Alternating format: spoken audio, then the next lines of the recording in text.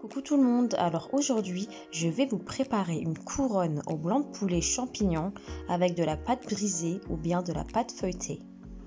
Alors pour cette recette, il va nous falloir 300 g de blanc de poulet coupé en petits morceaux, une pâte brisée ou feuilletée, un oignon haché, 3 à 4 cuillères à soupe d'huile, du persil, une cuillère à café de sel, une cuillère à café de poivre, une cuillère à café de curcuma et de l'ail moulu. Il va nous falloir aussi une cuillère à soupe de farine, 20 centilitres de lait, une petite boîte de champignons en morceaux, des graines de sésame, un œuf, des olives noires et vertes, du fromage râpé et de la mozzarella. On va commencer par verser l'huile dans la casserole. Ensuite, on va venir mettre notre blanc de poulet qui a été coupé au préalable. On verse l'oignon haché, on mélange et on ajoute les épices. On met le sel, le curcuma, l'ail moulu et le poivre. Et on ajoute le persil et le champignon. On va venir bien mélanger afin que les épices s'imbibent bien dans le blanc de poulet. Une fois que le mélange est cuit, on va venir ajouter la cuillère à soupe de farine, on mélange un peu et on verse les 20 centilitres de lait. Cette fois-ci, on mélange bien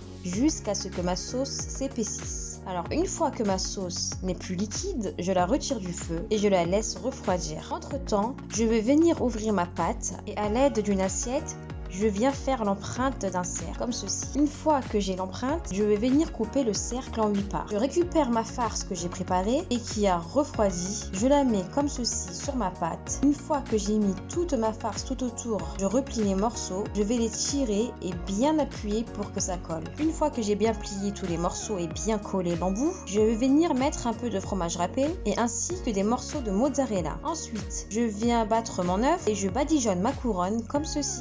Je viens rajouter les graines de sésame et ainsi que les olives. Et voilà, ma galette est prête à cuire pendant 30 minutes à 200 degrés. Je vous conseille vivement d'essayer cette recette qui est très présentable, surtout quand on reçoit des invités. Et je vous dis à bientôt pour de nouvelles recettes.